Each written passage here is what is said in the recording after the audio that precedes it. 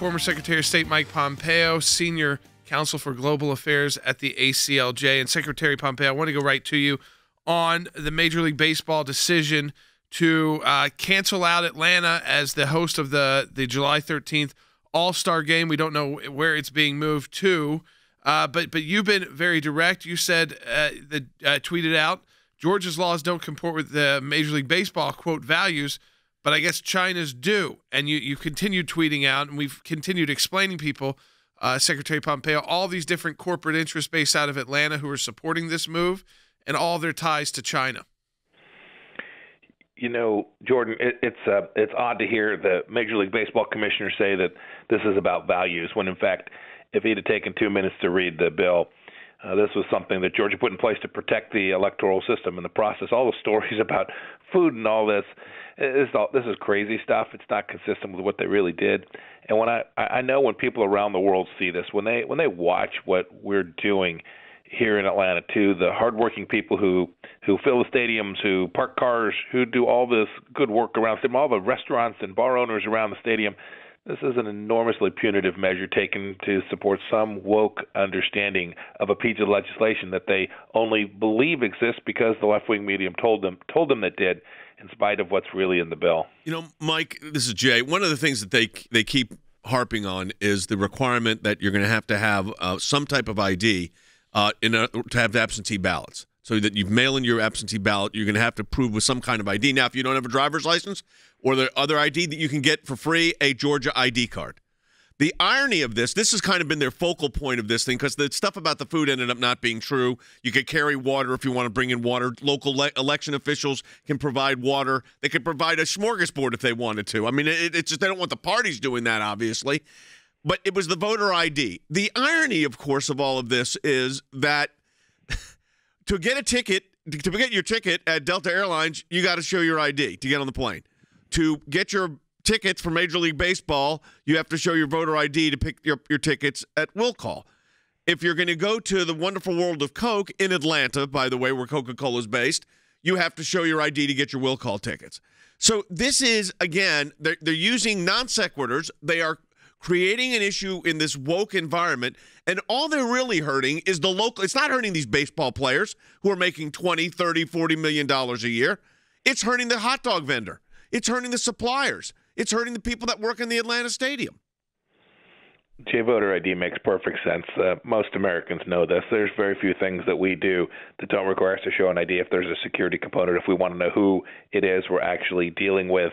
You know, what underlays this too, Jay, and we should just be honest about this, is Stacey Abrams' idea that is built on a lie that says somehow that asking for someone to get a free ID is past the skill set of certain groups of people. It's not. Everyone can do this. We ought to honor them. We ought to make sure every Hispanic, every African American gets a chance to vote. We want all of them to have the opportunity to vote, just like anyone else in America. It's the right thing to do. And to suggest somehow that voter ID harkens back to these times of poll taxes or Jim Crow, it's frankly sickening. They know it's not true, and it is an effort to divide, not to unite us. You know, it ties into also Major League Baseball is doing deals with the Chinese Communist Party. Both distribution deals where they can cover networks and using technology. Now, the Chinese, as you know better than anyone, because you served as Secretary of State, have one of the worst human rights records in the world. I mean, one of the worst in the world. You're hearing no objection to them doing business with the Chinese Communist Party, but they have an objection to a baseball game being played in Atlanta.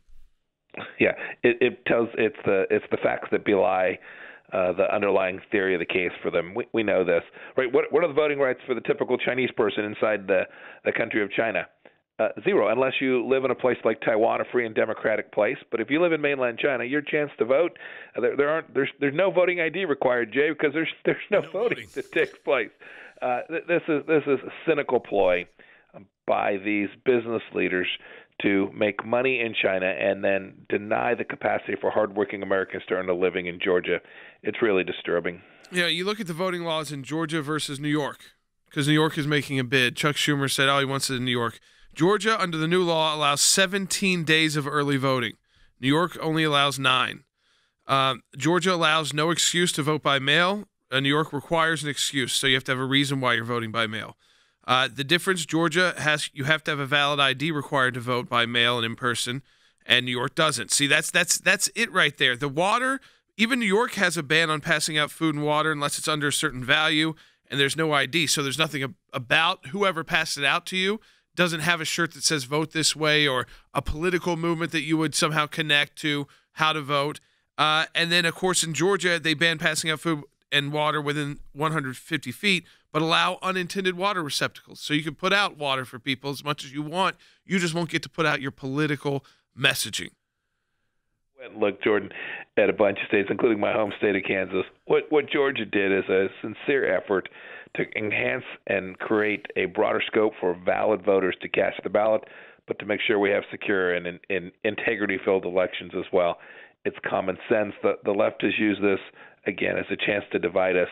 It's really unfortunate that it became a fact-free discussion based on some liberal critical race theory that was thrown into the mix, and that a series of senior business leaders who are headquartered in the state of Georgia saw fit to do this while having to acknowledge that it's not really about values, because other places they operate have far worse voting rules, including places they operate all around the world. It's not just China. Many other countries where Major League Baseball does business, including all the wonderful Cuban ball players who come from Cuba, are a place that the Commissioner of Baseball has no problem doing business with. Mr. Secretary, let me ask you this. I want to turn our attention to Iran if we can. I mean, Joe Biden's administration, of course, the people that are there now are the ones that negotiated the so-called Iran JCPOA, want back in desperately. They're not doing direct negotiations. I don't know if we have that quote from Jen Psaki where she talks about that the environment's not the same as 2015 and 2016, not because of the changes that your administration made in the Middle East with these regional partnerships. So they want in desperately here. I mean, they're not going to talk direct, but they're talking indirectly. Where's this going? So there are a series of meetings that will take place this week in Vienna. Americans will be present. I'd heard Secretary Blinken talk about longer and stronger, that they wanted a better agreement. I hope that's what they really mean. His negotiating team, Rob Malley, Wendy Sherman, the folks who are likely to be at the center of decision-making around this, are using very different language. They're suggesting some sort of moral equivalence between Iran and the United States, saying, well, we both distrust each other. That sounds very much like something the UN would say, not somebody who was representing the United States of America in a discussion that has deep, deep security implications, not only for America, but for our friend and ally Israel and for our friends in the Gulf as well. Yeah, I mean, I think, again, when you look at this situation involving shuttle diplomacy, to me, it just reminds me that the Biden administration seems like they are begging Secretary Pompeo for Iran to give any communication to them whatsoever. Yeah, we've got about 30 seconds here, but it does seem like we're begging for engagement. Can't be desperate in a negotiation. You have significant provisions that have disappeared or disappear in 2025 and 2030. The old agreement is not something we can go back into. Thank you very much. We appreciate Secretary Pompeo being with us, and, of course, he is our senior counsel for global affairs at the ACLJ. Thanks, Mike. We appreciate it.